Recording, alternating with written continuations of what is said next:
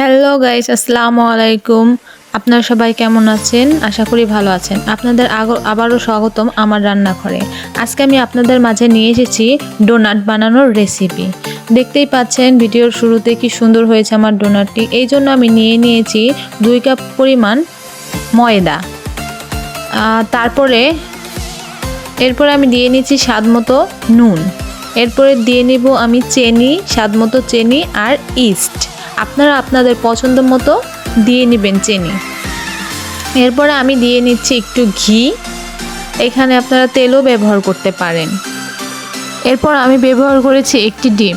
এরপরে আমি দিয়ে নিব দুধটা একটু গরম করে নেবেন, আর দুধটা একবারেই বেশি করে দেবেন না, হালকা হালকা করে একটু করে দিয়ে নেবেন, যাতে ময়দার ভেতর দুধটার পরিমাণ বেশি না হয়ে যায়। এরপর এইগুলো সবগুলো উপকরণকে আমি সুন্দর করে মাখিয়ে নেব। আপনাদের পরিমাণ মতো দুধ ব্যবহার করবেন। ডোটাকে সুন্দর করে মাখিয়ে নিতে হবে। এই যে আমার ডোটা মাখানো হয়ে গেছে। এরপরে আমি একটু দিয়ে নিয়েছি তেল উপর দিয়ে। এরপরে একটি পলিথিনে র্যাপ করে নেব। এই জন্য আমি একটি পলিথিন ব্যবহার করেছি এবং একটি বেল্ট দিয়ে এটাকে সুন্দর করে মুড়ে নিয়েছি। ঠিক এইভাবেই আপনারা মুড়ে নেবেন।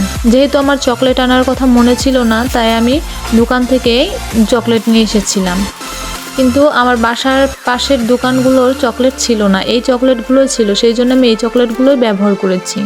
এই দুটো চকলেট আমি পিস করে কেটে নেব।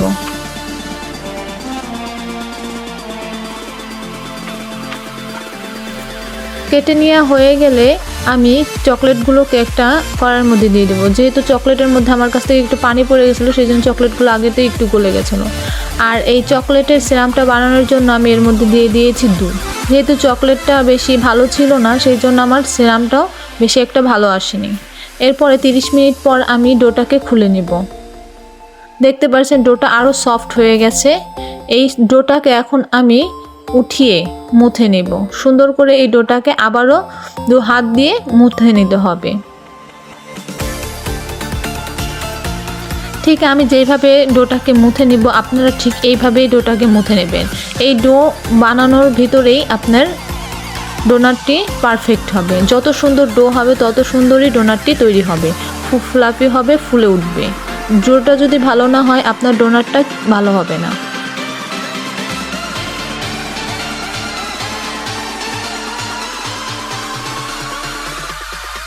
ডোটা মুথা নিয়ে হয়ে গেলে এখন আমি এটাকে মাঝখান থেকে 2টা ভাগ করে নেব।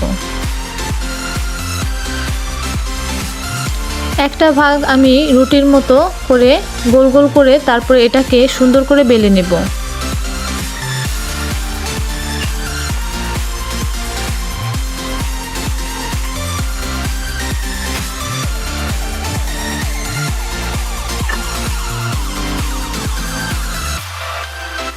ঠিক এতটুকু পরিমাণ মোটা করবেন। এরপর আপনারা কুকি কাটার অথবা এরকম মুটকি দিয়েও আপনারা কেটে নিতে পারেন। এটা ডোনাটের পারফেক্ট শেপ দেবে।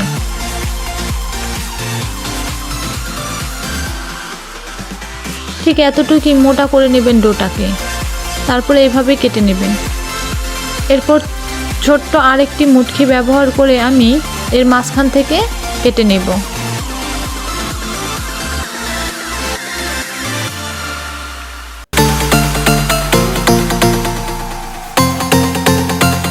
কেটে নেওয়া হয়ে গেলে আমি ফয়েল পেপারে এই ডোটাকে উঠিয়ে নেব।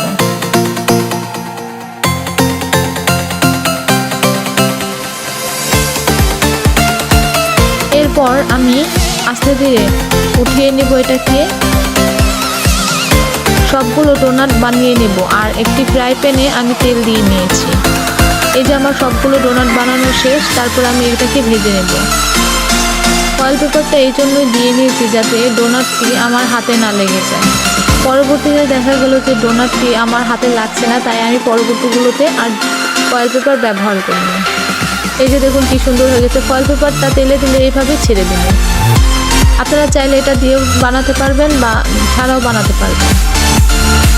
আমার প্রথম ডোনাটটিও তেমন ভালো হয়েছিল না, কিন্তু পরের ডোনাটগুলো খুব সুন্দর হয়েছিল, কারণ প্রথম ডোনাটে আমার জালটা বেশি হয়ে গেছিলো। আপনারা জালটা মিডিয়াম রাখবেন, একদম হাই দিবেন না, একদম লো দিবেন না, তাহলেই দেখবেন আপনার ডোনাটগুলো ফুলে উঠেছে। দেখুন এই ডোনাটগুলো কি সুন্দর ফুলে উঠেছে। এরপর আমি চকলেট সিরাপটি নিয়ে নিয়েছি, তার ভিতর আমি ডোনাটগুলো চুবিয়ে নিচ্ছি। দেখতে পাচ্ছেন আমার ডোনাটটি কিছুক্ষণ রেখে দেবেন।